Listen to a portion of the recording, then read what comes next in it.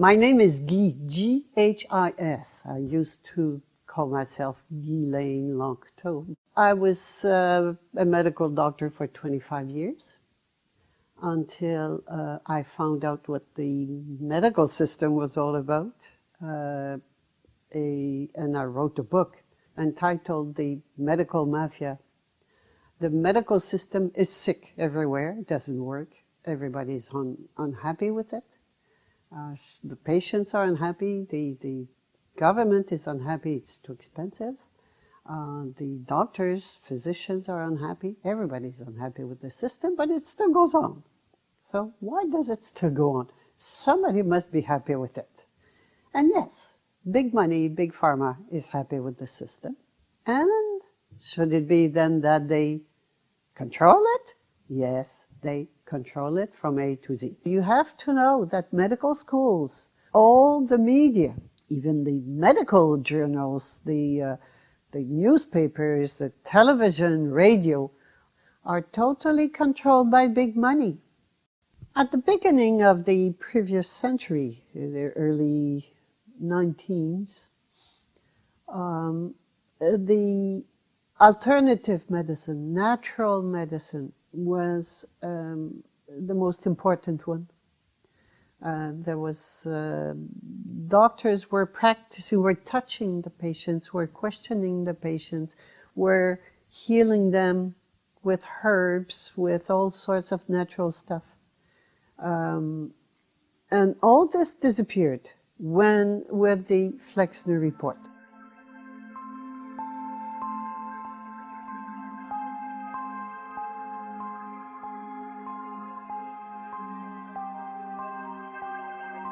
In 1907, the AMA, American Medical Association, involved the Carnegie Foundation in elaborating a book-length study of medical education in the United States and Canada, also known as the Carnegie Foundation Bulletin No. 4.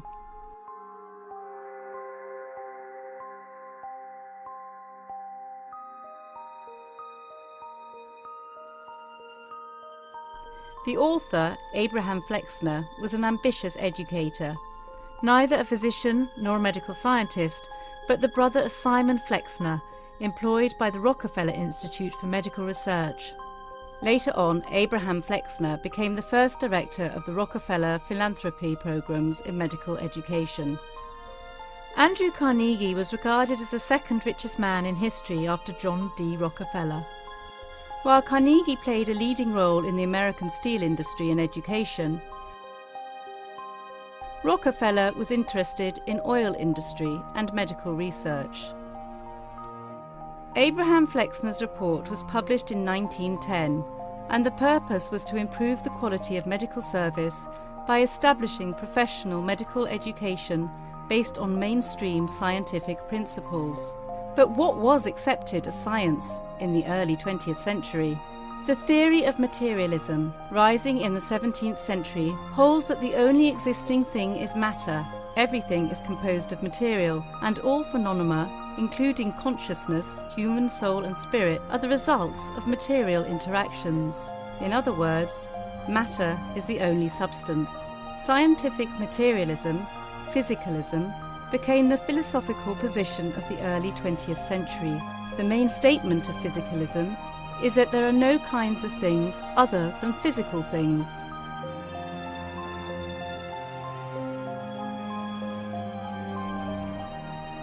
When a hypothesis is repeated long enough, it often becomes a fundamental rule of life. It is assumed to be true. Before the Flexner Report was released, twice as many physicians practiced alternative medicine than conventional allopathic medicine, and medical knowledge was taught in small private schools all over the USA. The report changed everything, and backed by the police power of each American state, medical schools were obliged to follow the trend set by the Carnegie Foundation. The human body belongs to the animal world. It is put together of tissues and organs. It grows, reproduces itself, decays according to general laws. It is liable to attack hostile physical and biological agencies. Herbs, homeopathy, chiropractic and massage were demoted as quackery. Small medical schools were either closed or merged into universities financially supported by industrial companies. In less than 10 years, the number of medical schools dropped from 650 to 50.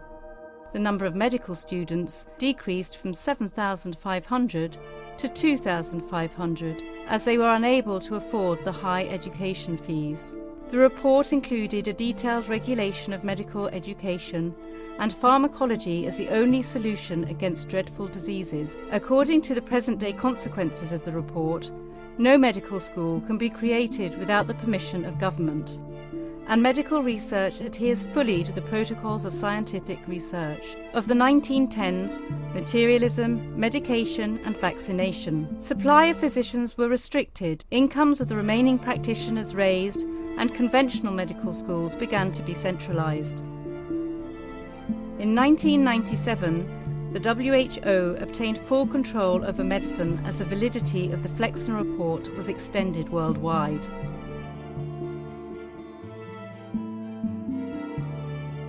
And what was the long-term result of reforming the medical education and practice? Hardly any news in the media.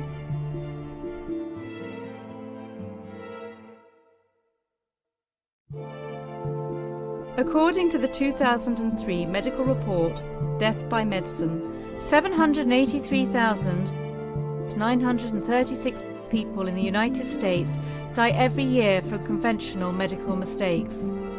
This is 16,400% of the victims of September 11, 2001, equivalent to 6 jumbo jet crashes a day for an entire year.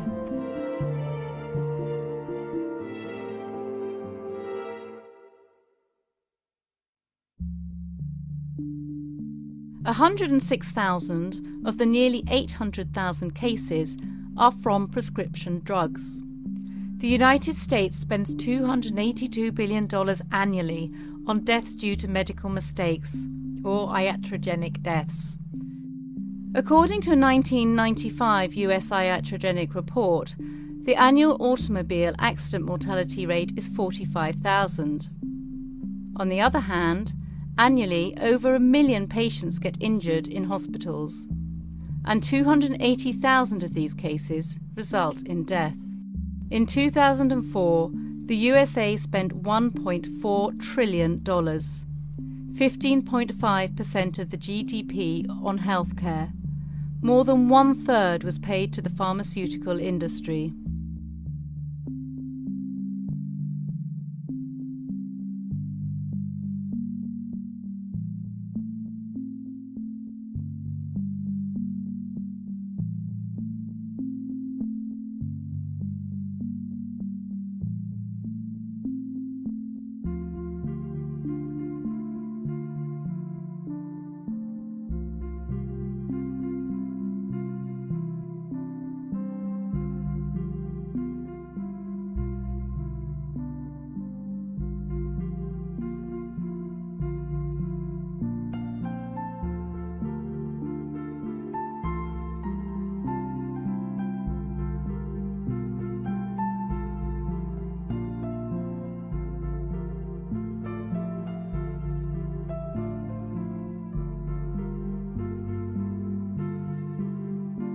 After 100 years, we must raise the question, what went wrong? Despite the huge amount of money accumulated in the pharmaceutical industry, there are more dreadful diseases and sick people today than ever. You will find the answers in the Flexner Report, a documentation that created and enabled the terms of a centralised medical system and pharma industry to take over control.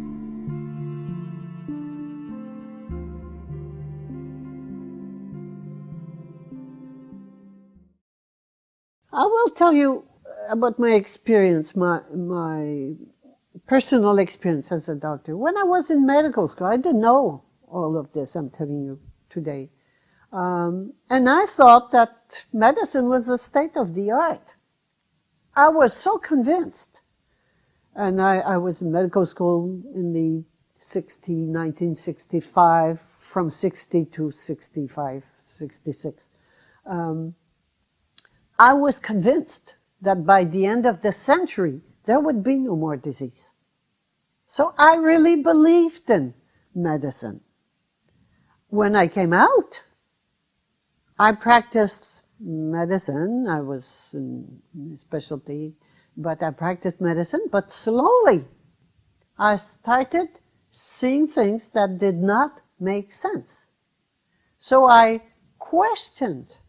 You see, we have to question what we see. If it does not make sense, stop doing it. Stop believing it. You see people, they get chemotherapy. They get so sick with the treatment. I mean, question it. Go and see what's beyond it. What's beyond chemotherapy? Poisons. Well, how can you help people with poisons? When you give chemotherapy drugs to a healthy person, what's going to happen to them? It's going to make them sick. It's a very toxic poison. It destroys and damages a lot of cells in your body. So how do we think then that we can give those same toxic poisonous drugs that would make a healthy person sick, give them to a sick person and make them healthy? That doesn't make any sense at all. 400 years ago, doctors attempted to treat cancer with heavy metals. Those experiments were unsuccessful and finally ended up in the toxication of the patients. Today, there are 3 common ways to treat cancer symptoms: surgery, radiation, and chemotherapy. Chemotherapy refers to cytotoxic agents applied as cancer treatment. Many drugs are found accidentally, and it is said it was the same with cytotoxic agents. In World War I, nitrogen mustard was used as a biochemical weapon, and it was observed that soldiers being exposed to the gas developed leukopenia and lymphoid suppression. According to documents of the University of Iowa, nitrogen mustard is a chemotherapeutic agent still in use, even though there is absolutely no scientific evidence for its ability to extend in any appreciable way the lives of patients suffering from cancer. The theory behind applying cytotoxic agents, toxic materials that interfere with the life cycle of cells, to fight cancer, is that chemo indiscriminately kills rapidly dividing cells, both cancerous and normal. Beside cancer cells, the most rapidly dividing cells are stem cells, gamete, bone marrow, hair follicles, mucosa of the mouth and gastrointestinal tract. This explains the reason why many people undertaking chemotherapy lose their hair, become infertile, or get mouth and throat sores. The mortality rate of patients treated with chemo is 96%. Conventional medicine has many hypotheses about the causes of cancer. None of them have been proved, and all of them are limited to the mainstream trend of science, materialism, excluding the human soul. Chemotherapy is a treatment of symptoms, and patients are dying of it or suffering from its severe side effects. Chemotherapeutic agents applied to treat cancer are declared as hazardous material, handled with extreme precaution, yet become the only cure for cancer when given to people as medicine. It's the same thing with vaccines. You make healthy people, you make them sick. How can you believe such a thing? In the 1800s, society sanctioned both approaches to healing. Patients had a choice of using either doctors, called allopaths, or natural healers, called empirics or homeopaths. The two groups waged a bitter philosophical debate. The allopathic doctors called their approach heroic medicine. They believed the physician must aggressively drive disease from the body. They based their practice on what they considered scientific theory. The allopaths used 3 main techniques. They bled the body to drain out the bad humors. They gave huge doses of toxic minerals like mercury and lead to displace the original disease. They also used surgery, but it was a brutal procedure before anesthesia and infection control. Few patients were willing to have surgery. Most patients feared allopathic methods altogether. Satirists of the day remarked that with allopathic treatment, the patient died of the cure. Competing with the doctors were the empiric healers. Contrary to the doctors, they believed in stimulating the body's own defenses to heal itself. Instead of poisonous minerals, they used vegetable products and non-toxic substances in small quantities. They especially favored herbs learned from Native American and old European traditions. The empirics said they based their remedies not on theory, but on observation and experience. Satirists of the day added that with empiric treatment, the patient died of the disease, not the cure. In the 1800s, doctors tried to stop the popular empirics from collecting their fees by denouncing them as quacks. Economic competition from the empiric healers caused the doctors to found the American Medical Association. But the AMA was a small trade association without political clout, and the balance of medical power remained equal until the turn of the century. Then, new medical treatments emerged that were potentially very profitable. Promoting these methods, the AMA joined with strong financial forces to transform medicine into an industry. The fortunes of Carnegie, Morgan, and Rockefeller financed surgery, radiation, and synthetic drugs. They were to become the economic foundations of the new medical economy. Ironically, John D Rockerfeller himself used only an empiric homeopath while investing in allopathic medicine. Surgery became viable with anesthesia and infection control, and doctors advocated expensive, radical operations. These in turn produced the need for a large, lucrative hospital system. The allopaths also discovered a new toxic mineral, radium. Radium fever swept medicine. The price of radium rose 1,000% almost overnight. Another costly technological industry entered the hospital system. A drug industry grew out of the booming patent medicine business. Ironically, many of the new synthetic drugs came from plants and empiric remedies. Drug company ads boosted the revenues of the AMA journal 500% in 10 years. The doctors changed educational standards and licensing regulations to exclude the empirics. Soon, only AMA-approved doctors could legally practice medicine.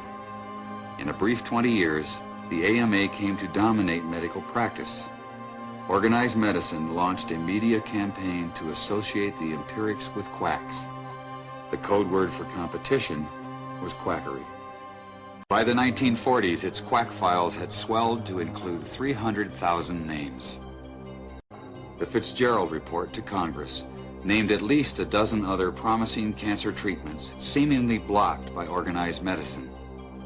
Their proponents were mostly doctors and scientists of high reputation. The treatments were immunological or nutritional. Dismissing them as quackery were panels of surgeons and radiation therapists. The congressional report emphasized two outstanding cases of alleged suppression, Harry Hoxsey and Dr. Andrew C. Ivy.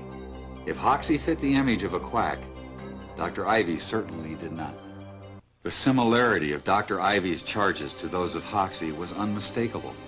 A failed attempt by an AMA official to buy his formulas, followed by blackballing and a refusal to test the therapy. The Fitzgerald Report to Congress described a menacing pattern. Fitzgerald concluded in his report, quote, "Behind this is the weirdest conglomeration of corrupt motives, intrigue, selfishness, jealousy, obstruction, and conspiracy that I have ever seen." Despite its shocking conclusions, the Fitzgerald Report slipped quietly into the appendix of the congressional record. With Dr. Ivy's death, chrobiacin would vanish untested. At the height of the McCarthy era, a dozen other promising treatments would be banned without investigation. Hello, my name is Bert Seelman. I'm 62 years old, and I've been working for over 37 years in the natural health and human performance field. I've worked with many different types of people, all types of diseases, from the least to the worst, and seen many miraculous things happen according to what most people would actually say are not possible at all.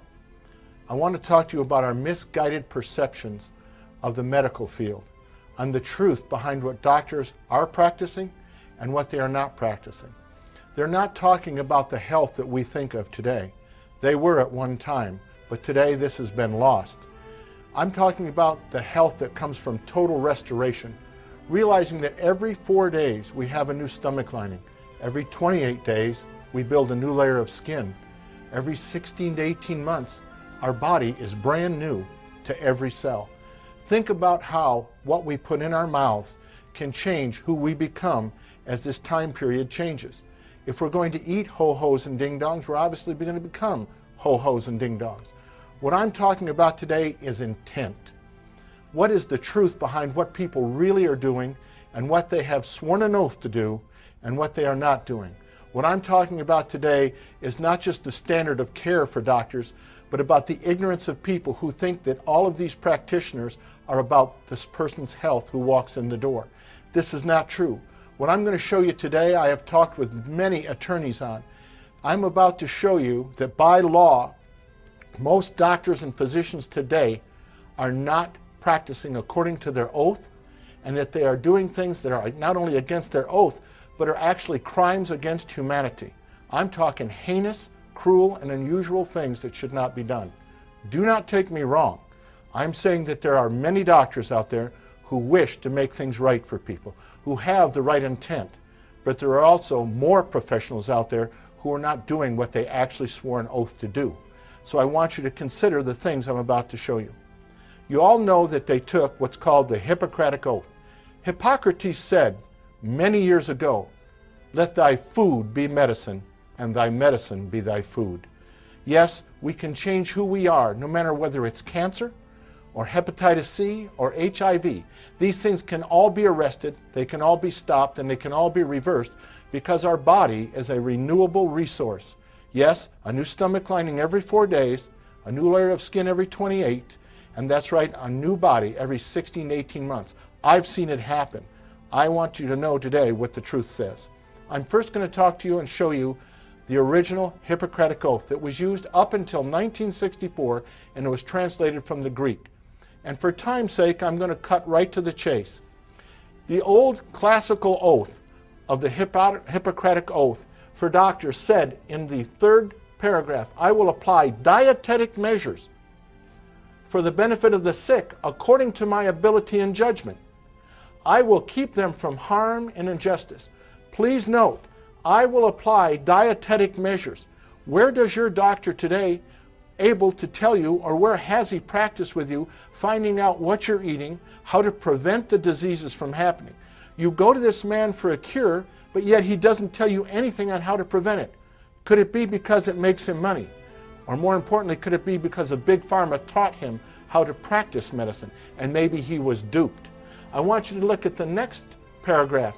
"I will neither give a deadly drug to anyone who asked for it, nor will I make a suggestion to this effect." Notice that they have sworn an oath that they will help you with dietetic measures and that they will help you to get well, that they will not even suggest a drug or anything that can cause harm. Yet pharmaceuticals all have more side effects and the risk of greater problems than the things that they actually work with. We all know that when it comes to pharmaceuticals, there is no such thing as a cure. Your body has not been restored with what has broken down. The pharmaceutical products that you see today only eliminate the symptom.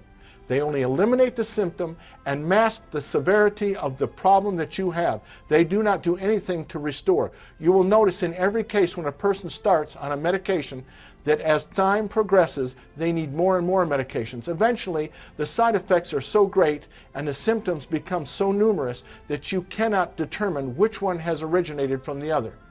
I want you to show yourself by going out and finding this old original Hippocratic Oath, what it says in the 3rd and 4th paragraphs. Now I want you to look at the new Hippocratic Oath. The new Hippocratic Oath has many changes. I want to bring up a point. It was changed in 1964 by a man named Luis Lasagna at Tufts University. Mr. Lasagna also became one of the heads of the Food and Drug Administration after being in the American Medical Association. Could this be due to their certain influences and pressures for money or for position or for power? I want you to notice something that it says very carefully. It says in the 4th paragraph, I will remember that there is art to medicine as well as science, that warmth, sympathy, and understanding may outweigh the surgeon's knife and the chemist's drug. You'll notice that the chemist's drug has now been put in. Where did this come from and why? Could this have been something from Big Pharma? Look at the next paragraph. I will not be ashamed to say I know not, nor will I fail to call in my colleagues when the skills of another are needed for a patient's recovery. Recovery, or recovery for him to do another service that could cost you something more? I want you to look farther into this. It says that I will respect the privacy of my patients, for their problems are not disclosed to me that the world may know. But please follow. Most especially must I tread with care in matters of life and death. If it is given to me to save a life, all thanks. Well, of course, we would all be wonderful people, and we would want to help people and save a life. But notice what continues. But it may also be within my power to take a life. Whoa. Within my power to take a life. You're going to a man, and you're going to sign a release, and he has the power to take your life. I want you to think about this. This awesome responsibility must be faced with great humbleness and awareness of my own frailty. What? He's afraid that someone will come back and kill him? Or maybe take his life? But the next point is absolutely ludicrous. It is absolutely insanity. Above all, I must not play at God. He can give a life or he can take it, and he's not playing God? This is hypocrisy in itself. But go on. It goes down farther to say, I will prevent disease whenever I can, for prevention is preferable to cure. Now I want to ask you, cancer cannot be cured until you go back and help the self-cleaning mechanism of the cell. We've done this with too many people. I've seen it done with many healthcare practitioners. There is an actual restoration that can happen with your body because it is a renewable resource. But where are they talking about prevention? There is no prevention. In fact, Big Pharma has gone on TV today to actually sell you the drug so that you go to your doctor after hearing it on the TV and demand that you get it. But do you know the long-term side effects? Remember, once you start on a pharmaceutical, it is only masking or stopping the actual symptom. The disease itself is progressing. Shouldn't we go back and restore the body from whence it came? Shouldn't we go back to nutrition and start to do what we need to do? If you always do what you've always done, you always get what you've always gotten. I want you to notice they say, I will prevent disease. This is an oath, a solemn vow. By law, they are breaking their own oath. This is a crime against humanity. I say that such people who commit these crimes should be charged with crimes against humanity. I believe that these people are nothing more than modern paid terrorists who have licensed themselves and their organizations to put them above what we know as common sense. I'm asking you to consider these things that these doctors do. By their own admission, they are not doing what they have sworn to do. The old oath, as it says here, I will apply dietetic measures for the benefit of the sick. I will neither give a deadly drug to anyone who asks for it, nor will I suggest this effect. Make a suggestion to this effect, excuse me. Please, who is the hypocrite here?